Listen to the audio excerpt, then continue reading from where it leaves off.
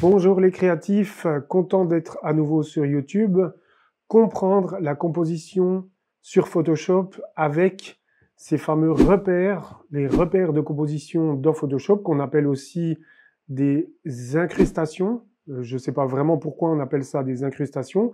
Alors qu'est-ce qu'on va voir aujourd'hui dans cette vidéo?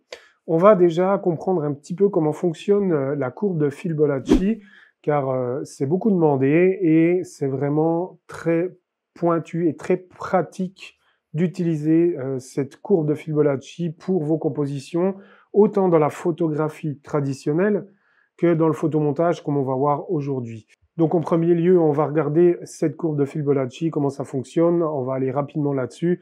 Ensuite, je vais vous montrer quelques exemples avec mes propres compositions, donc mes photomontages, car je suis passionné de photomontage.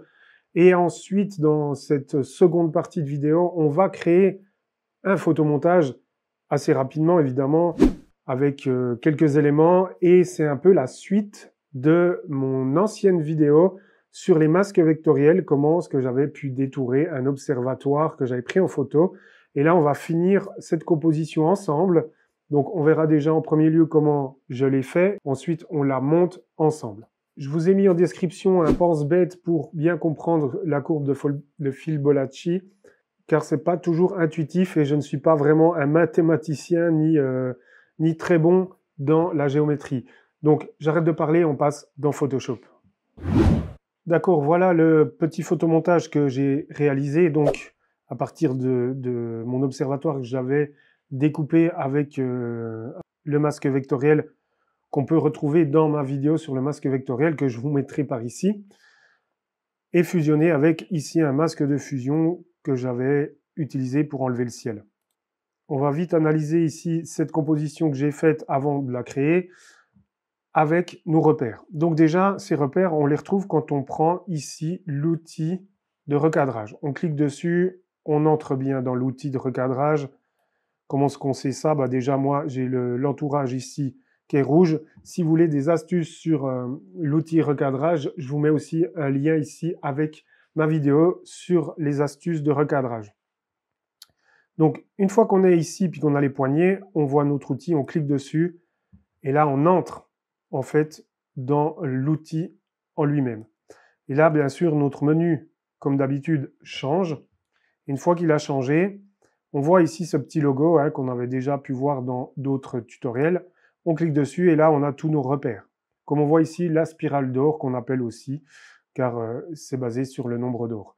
Et ici, on a toute une panel d'aide qu'on va voir justement en exemple sur les autres photomontages que j'ai fait.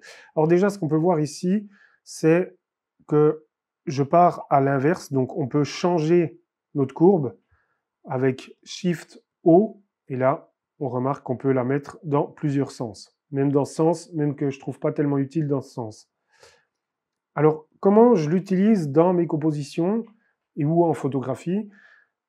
J'essaie, la plupart du temps, j'essaie de mettre ici le point de force, comme on appelle ça en photographie. Ça veut dire que l'œil sera attiré à cet endroit-là. Je mets en principe ici les éléments que je veux que la personne voie en premier, donc qui est attiré par l'œil. Ensuite, j'essaie de mettre des éléments tout au long de cette courbe. Comme ici, on voit le personnage qui est en bas, plein centre du fond de la courbe, et ensuite on remonte comme ça pour arriver sur la Lune. Et tout ça, en fait, est basé sur cette courbe qui est une harmonie, en fait, dans la nature.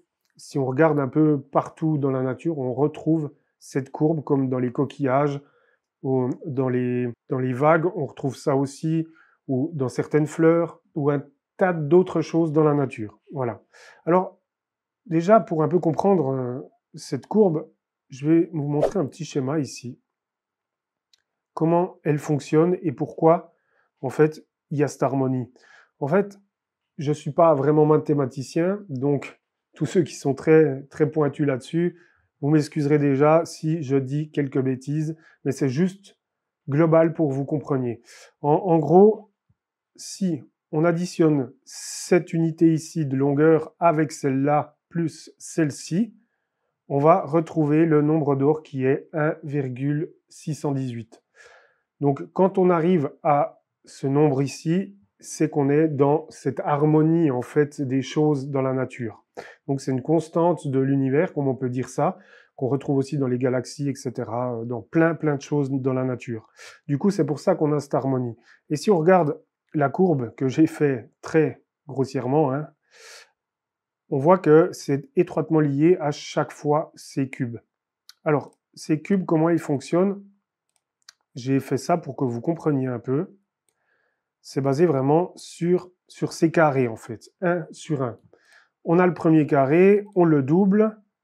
Une fois qu'on a fait le double, on va reprendre un grand carré à côté qui fait le double des carrés que j'ai mis. Et on fait ça ainsi de suite. Regardez, ici, on a un rectangle, donc le rectangle d'or, on appelle ça. Donc ce grand rectangle qu'on a vu avant. Là, on continue à remettre des carrés, toujours 2 fois plus grands, etc., jusqu'à arriver au rectangle d'or, qu'on verra aussi dans d'autres compositions que je vous montrerai après.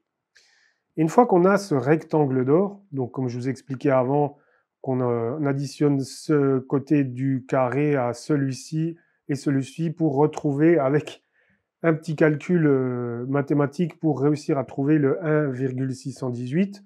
Je ne m'étalerai pas là-dessus, je ne suis pas du tout bon dans les maths, mais c'est en gros pour vous expliquer.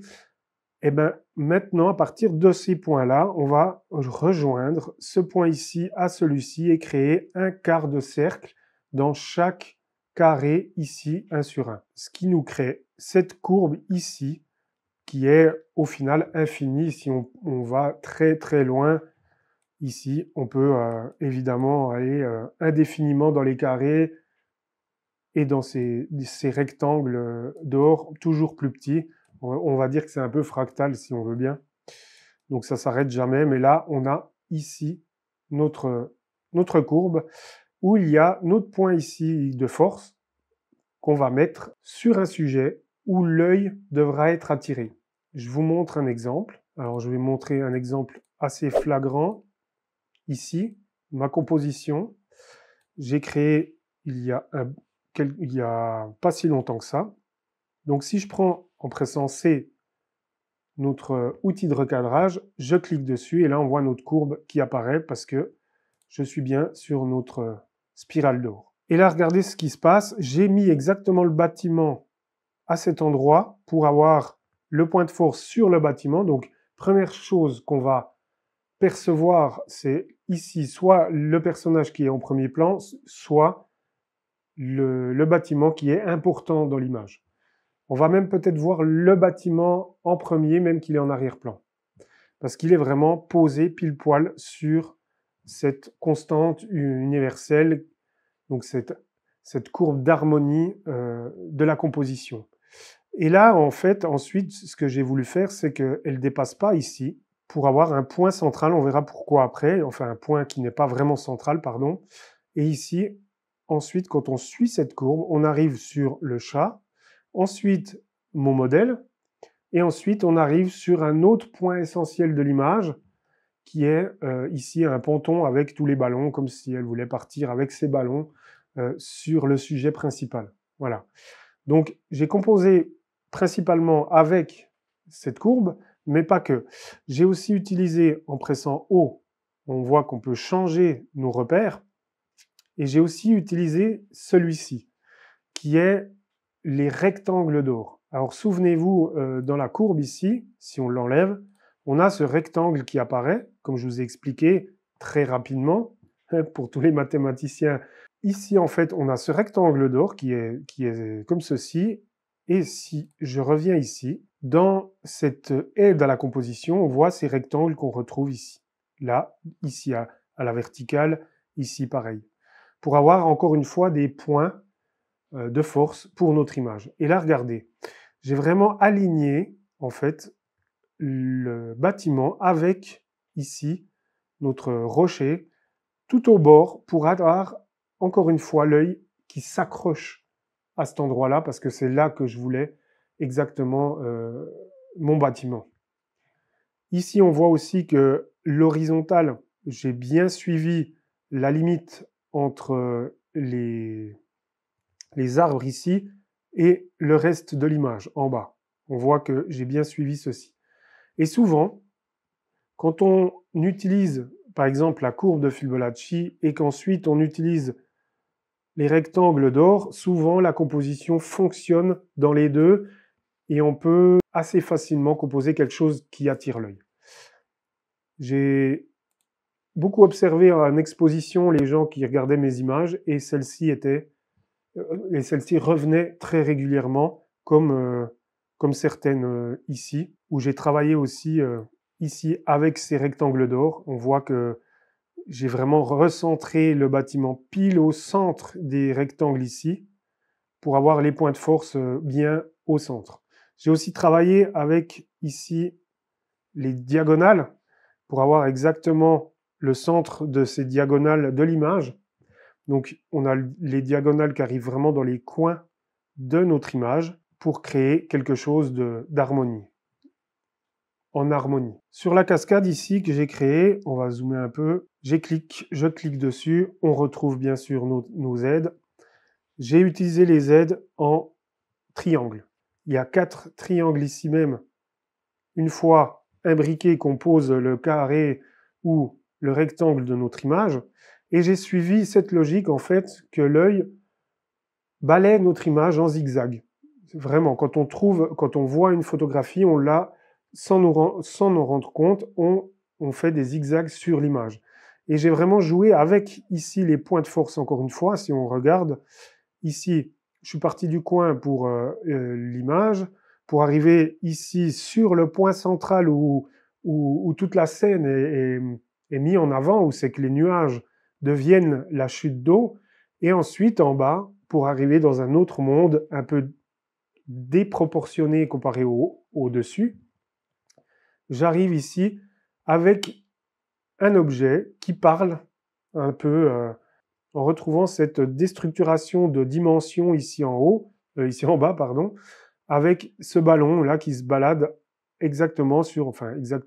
très précisément sur le point ici de force. Voilà. Encore une fois, toutes ces aides, c'est pas primordial, c'est des règles qu'on peut transgresser, comme je dis toujours.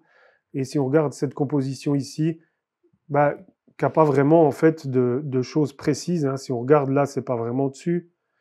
La courbe de Fibonacci, j'ai pas trop pris en compte. On voit que je suis bien à côté. Voilà. C'est pour aussi vous montrer que c'est pas figé dans le marbre, qu'on peut créer aussi un petit peu en transgression de ces règles, et ça marche quand même. Cette photo a eu beaucoup de succès aussi, même qu'elle n'est pas pile poil dans ces zones précises. D'accord ? Donc voilà un peu pour cette analyse entre la petite composition qu'on va faire, mes quelques photomontages que je vous ai montré, comment je travaille un peu avec ces aides dans Photoshop de composition. Maintenant, si ça vous intéresse d'aller un peu plus loin avec ces compositions, ou même apprendre à faire des photomontages très réalistes comme ceci, et que vous voulez connaître un peu ma méthodologie, j'ai créé une petite formation gratuite que vous pouvez cliquer en bas sur le lien. Vous pouvez aller jeter un œil pour voir comment je procède un peu pour rester créatif et comment je m'organise pour créer ce genre d'image ou de retouches sur des photos plus traditionnelles. Et si vous voulez, bien sûr, passer au niveau supérieur dans Photoshop, cliquez sur le lien pour réserver un appel avec moi-même. Je serai ravi de voir si je peux vous aider. Et donc ici, on va passer au plus concret en travaillant sur notre fameuse composition. Alors, je vais déjà ici enlever mes photographies. Non, voilà. Donc, on va partir sur ceci pour voir comment j'ai fait, puis comment j'ai fait aussi pour composer, parce que j'ai pas composé qu'avec la courbe, j'ai aussi composé avec les rectangles d'or, et on va voir ça tout de suite. D'accord, là, j'ai rouvert exactement où on en était dans l'ancienne vidéo. Donc, l'ancienne vidéo que j'ai faite sur les masques vectoriels, ou que vous pourrez retrouver aussi à la fin de cette vidéo. Donc, on retrouve ici notre masque vectoriel, évidemment, et notre masque de fusion. Donc, on va commencer à composer un peu cette image. Déjà, j'aimerais mettre mon observatoire un peu déjà au bon endroit. Donc, on va prendre ici notre outil de recadrage. On clique et on va prendre, en pressant haut, je vous rappelle, on va prendre notre courbe. On voit qu'elle n'est pas pile dessus. Alors, je vais vous montrer une petite astuce, parce que maintenant, si on voudrait remettre pile poil dessus, il faudrait ressortir ici de notre outil, donc en mettant annuler, reprendre notre outil de déplacement, aller sur le calque et faire un peu à l'œil d'après ce qu'on a vu. Alors je vais vous montrer une petite astuce pour composer tout ça plus facilement. Alors on va remettre où elle était, on va reprendre notre outil ici de recadrage, on clique et on va prendre commande ou contrôle R pour amener les règles dans Photoshop, on les voit ici, et quand on prend ici dans les règles, on fait cliquer, glisser, on a un repère qui apparaît, et on peut mettre pile poil où on veut, voilà, ici, sur notre repère de courbe. On va faire pareil dans l'autre sens, comme ça on sait à peu près la hauteur, puis on voit qu'on n'était pas loin quand même. Donc à partir de là, on met annuler parce qu'on ne veut pas recadrer, évidemment. On fait commande ou contrôle R pour enlever les règles. Je vous conseille vraiment de les enlever régulièrement parce que ça bouffe un peu de mémoire dans Photoshop.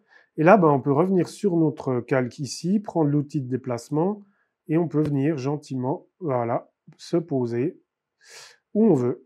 Moi, je pense que je veux par ici. Voilà, comme ceci. Donc notre repère est plutôt juste. Si maintenant je refais C sur le clavier pour entrer dans notre outil de recadrage, clique, on voit qu'on est bien. Moi, je voulais vraiment que ce soit bien précis parce que regardez le haut ici de la courbe de l'observatoire, je la voulais aussi dans la courbe de notre courbe d'aide. D'accord? Alors, je suis un peu maniaque par moment, vous n'êtes pas obligé d'aller aussi loin, mais s'il y a des photos qui ont une belle harmonie et que les gens apprécient beaucoup, souvent, c'est qu'on est un petit peu maniaque avec ce genre de détails. Ok, une fois qu'on a fait ça, je vais tout simplement venir ici mettre le haut et pour ça, j'ai créé une photographie ici, comme ceci, de papier découpé et je vais très rapidement détourer ceci. Alors, en temps normal, dans mes photomontages, je travaille beaucoup avec la plume, comme ça je suis quitte de reprendre les sélections, parce que c'est pas toujours super bien fait les sélections, mais là, ouais, donc regardez, hein, du coup on voit que ça a pris en bas, mais là pour le tuto, je vais aller très vite. Ok, une fois qu'on a fait ça, on crée un masque de fusion, on prend ici notre papier, qu'on va le mettre dans le ciel, évidemment on va le mettre entre l'observatoire et le ciel, et on va agrandir tout ça. Parce que, évidemment, on le veut bien plus grand. Alors, encore une fois, pour m'aider à peu près à ce que je voudrais et que ça rende le mieux possible, ma ligne ici, on va mettre Enter. Ma ligne ici, je la voudrais à un point précis. Donc à partir d'ici, je vais encore utiliser une aide et je vais reprendre mon outil de recadrage, clic, et on voit ici que j'ai déjà mis mon aide avec les rectangles d'or. Je fais commande R, je reprends ma ligne et je me mets pile poil sur la ligne des rectangles d'or. J'annule, voilà. Je reprends mon calque ici avec l'outil déplacement et là je me mets à peu près par ici. Je dézoome, j'enlève mes... Voilà, et là je ragrandis un petit peu. Je me mets à peu près par ici. Clic droit, distorsion. Je vais un peu distordre mon calque ici de papier pour qu'on soit bien ici. Voilà, comme ceci. N'hésitez pas à déformer un peu vos calques. Hein.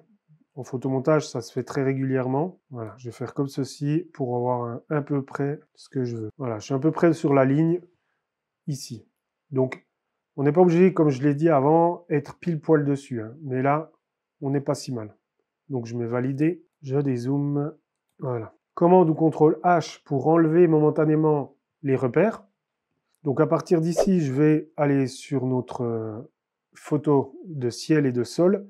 On va faire Option Alt ou Alt clic. On glisse, on la copie, on la met en dessus de notre papier. Ici, on va mettre papier, voilà, très simplement au-dessus. Et là, sur notre calque ici, qu'on va mettre ciel 2, on va double-cliquer ici, ouvrir le style de calque. On va entrer dans les options de fusion un peu plus avancées avec la comparaison sur. Et là, je vais gentiment descendre ici les tons clairs pour un peu refaire ressortir notre papier. Ici, pareil, on va monter un peu ces tons clairs pour faire ressortir notre papier dans l'arrière-plan. Et ici, les tons foncés, on va les faire revenir pour avoir les tons foncés de l'image de notre papier. On va faire comme ça. Évidemment, on va aller cacher celui qui est dessous, hein, parce qu'ici, on veut nos étoiles. Donc, on fait un masque ici. On prend l'outil de lasso polygonal. Et là, je vais juste faire comme ceci. Un coin tout simple. Sélectionner. Je vais faire option retour pour masquer le coin ici de mon ciel et sol original. Je le mets par-dessus, un nouveau par-dessus, où j'ai créé ici une comparaison sur pour un peu fusionner tout ça, et notre observatoire. Évidemment, là, on va mettre un masque et un peu enlever ce qu'il y a ici. Voilà. On peut même faire une sélection ici du coin, hein, évidemment, c'est encore mieux. W pour prendre la sélection d'objets qui est très efficace, hein, on est d'accord. Je clique, il rame, je clique, je glisse. Voilà, on a bien sélectionné le coin de notre page. On se remet bien sur notre ciel numéro 2 qui est au-dessus de notre papier. On va dessus et là on peut reprendre avec, voilà, comme ça c'est mieux. On a délimité ce qu'on voulait enlever. Voilà, tout simplement, commander un petit contour progressif pour avoir un masque un peu plus naturel. D'accord, à partir d'ici, maintenant, on va prendre, importer, incorporer, lune, donc un arrière-plan, voilà, tout simplement, qu'on va disposer par ici. Ok, ensuite, je passe tout en bas, évidemment, en dessous de ma composition. J'ai pris, évidemment, le papier en photo avec ici en arrière-plan. Bon, je l'ai caché parce qu'il y avait des flares, mais j'ai mis une lumière pour qu'on puisse voir sur le bord un reflet, évidemment, un reflet qui simule le reflet de la Lune, tout simplement. Voilà. Et pour aider à poser cette Lune un peu dans un endroit stratégique, on va reprendre, c'est notre outil de recadrage, on clique, et là je vais plutôt prendre l'outil diagonale, enfin l'outil, le LED diagonale, et on voit que en fait je me suis mis assez bien dessus, donc je voulais vraiment être dans la diagonale ici, où je vais pouvoir mettre mon personnage par ici sur la diagonale aussi. D'accord? Donc j'ai travaillé avec le nombre d'or, avec la courbe de Fibonacci. J'ai travaillé aussi ici pour aligner un peu notre, comment ce qu'on appelle, notre ligne ici de pliure sur les rectangles d'or. Et ici, je regarde avec ma ligne de diagonale. Ok, donc à partir de là, maintenant, je vais prendre le personnage que j'ai déjà détouré ultérieurement. Hein. Bon, vous savez tous un peu comment détourer ce personnage. Avec l'outil objet, c'est très facile maintenant. Je clique et je glisse sur la composition. Évidemment, il sera beaucoup trop grand, donc je vais le rapetissir. Je vais regarder d'après la porte de l'observatoire, on va dire par ici. Voilà. Enter, je zoome, et là, on voit que je suis à peu près OK. Donc maintenant, pour placer ce personnage, comme je l'ai dit avant, je vais reprendre C. Je clique et je vais m'aider aussi avec celui-ci. Ah bah je l'ai mis pile poil dessus. Ça, je pense que c'est l'habitude. On voit que je voulais vraiment être encore une fois sur cette ligne ici des rectangles d'or pour être plus juste à rapport à la diagonale. Et on verra aussi, regardez, si je prends la courbe de Fibonacci, quand je descends ici, on voit que le coin de l'observatoire est bien sur la courbe, et ici on voit que je suis bien au centre du plus bas de la courbe. Et quand on remonte, on arrive proche de la Lune. Ok? Voilà comment je compose gentiment mes œuvres.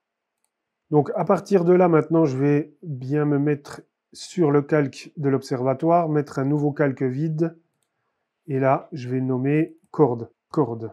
Voilà. Je vais zoomer un peu, et là, je vais prendre mon pinceau, je vais clic droit, je vais me mettre à 7 pixels d'épaisseur, je vais me mettre à une dureté 0, Et là, je vais bien aller au coin ici de la feuille, clic, Shift pour figer mon point et je vais bien me mettre dessus comme si c'était une corde. Clic.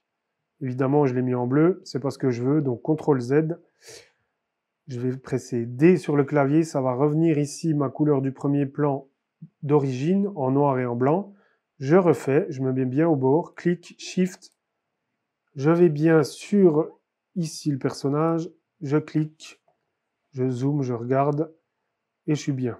Nickel. Ensuite, je vais reprendre le pinceau. Je vais bien me remettre ici. Shift et je clique jusqu'à ici. Voilà. Et ensuite, je descends. Je fais une sorte de cordage comme ceci. Et c'est plutôt pas mal. Donc, je vais quand même regrouper un petit peu tout ça. Donc, la lune, le sol, le papier, le ciel 2. Je vais tout mettre ça ensemble. Groupe. Je vais nommer sol, ciel. Je vais quand même regrouper, ça me dérange un peu. Ici, on va mettre corde et personnage. Donc, je vais mettre juste personnage. Voilà, comme ceci. Et là, on voit ma composition qui est plutôt sympathique et elle a un petit quelque chose parce que j'ai travaillé avec tout ça. Il y a encore une chose que je vais faire, que je n'ai pas fait. Regardez, on voit le papier qui est dessous. On le perçoit dedans là, mais c'est pas ce que je veux. OK? Et là, on voit pas assez, je trouve, l'ombrage de notre papier. Du coup, on va peaufiner un peu tout ça. Je vais me mettre sur le sol. Je vais me mettre ici sur papier, le masque. Je vais prendre un assez grand pinceau. Je me mets bien en noir sur le masque. Clic, Shift, et voilà. Regardez, je vais masquer tout ça. Alors, ça va très lentement. J'ai un ordinateur là qui est peu puissant pour YouTube. Voilà. On remarque quoi? Que j'ai masqué le bas. J'espère que j'aurai pas trop de saccadé sur la vidéo. OK. J'ai masqué le bas. Donc, j'ai repris l'original qui est en dessous ici. Et mon ciel numéro 2 est en haut incrusté. Je vais double-cliquer. Alors, je vais reprendre ici la comparaison sur et je vais étaler un peu plus les zones claires. Voilà, on perçoit un peu mieux ici l'ombre. Je vais écarter un peu plus celui-ci pour qu'on garde quand même du détail dans le ciel. Je vais mettre OK, je vais voir ce que ça donne. OK, c'est pas si mal. Ce que je vais faire pour qu'on voie mieux, je vais reprendre un pinceau. Je vais mettre à 20% et je vais un petit peu révéler ici, tout simplement, légèrement, en peignant en noir, voilà, comme ceci. Il faut attendre un peu, le temps que ça calcule.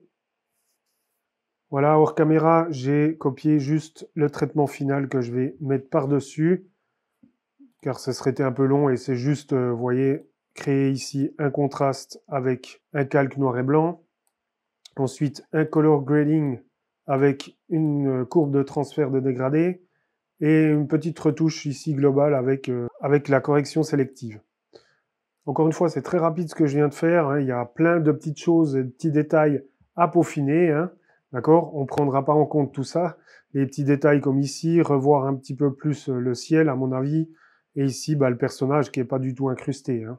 Mais ça, on le voit sur l'autre photomontage que j'ai fait. Donc voilà, en gros, comment est-ce que j'ai construit un petit photomontage très rapidement avec mes repères ici en allant toujours dans notre outil recadrage, clic, avec notre fameuse courbe de Fibonacci qu'on a un petit peu compris comment elle fonctionnait, que c'était une harmonie dans la nature. C'est pour ça que les photographies qui travaillent là-dessus ont une certaine harmonie. Ensuite, en pressant haut, on peut changer, évidemment. Là, on voit par exemple que les tiers, on est bien aussi dessus. Hein. Ça, ben, je l'ai fait un peu sans regarder, un peu inconsciemment. Ensuite, on a travaillé avec la diagonale, ici même, pour avoir le personnage au bon endroit. On voit ici, bon, j'aurais pu encore un petit peu descendre ici notre page pour être pile poil dans la diagonale aussi avec le cordage. C'est ce que j'ai fait sur l'autre. Et ici, comme c'était un tutoriel où j'ai été très rapide, j'ai pas pris en compte ceci. Donc on a quand même travaillé avec la diagonale. Ensuite, j'ai travaillé aussi avec le carré, donc le rectangle d'or, pardon, pour avoir à peu près ici notre page alignée avec ce rectangle d'or pour avoir une certaine harmonie dans l'image. Voilà. Pour le petit récapitulatif, vous voyez comment on peut composer maintenant une image assez facilement pour qu'elle ait quelque chose, un impact dans notre composition. Encore une fois, c'est des règles qu'on peut transgresser facilement. C'est pas une loi en soi. C'est pas parce qu'on fait comme ça que notre image sera belle, mais j'ai remarqué quand même dans toutes les compositions que j'ai faites, celles qui ont été travaillées comme ceci attirent vraiment plus l'œil et c'est comme ça que j'arrive aussi à vendre beaucoup d'images, car il y a une certaine harmonie dans la composition. Donc voilà pour cette vidéo sur les aides à la composition, comment créer un petit photomontage rapidement. Je vous ai aussi montré un peu comment cela fonctionne avec plusieurs images. On a regardé tout ça, j'espère que vous avez appris quelque chose, parce que c'est quand même vraiment le but de comprendre comment fonctionnent ces aides dans Photoshop. Évidemment, si vous voulez aller encore plus loin et apprendre à créer ce genre de photographie surréaliste ou de photomontage ou même de la retouche traditionnelle, mais aller plus loin, n'hésitez pas à cliquer sur le lien en description pour regarder ma petite formation gratuite et si ça vous intéresse, réservez un appel avec moi-même et je verrai si je peux vous aider et si on peut travailler ensemble. Donc moi, je vous dis à une prochaine vidéo et n'oubliez pas, tout le monde est créatif.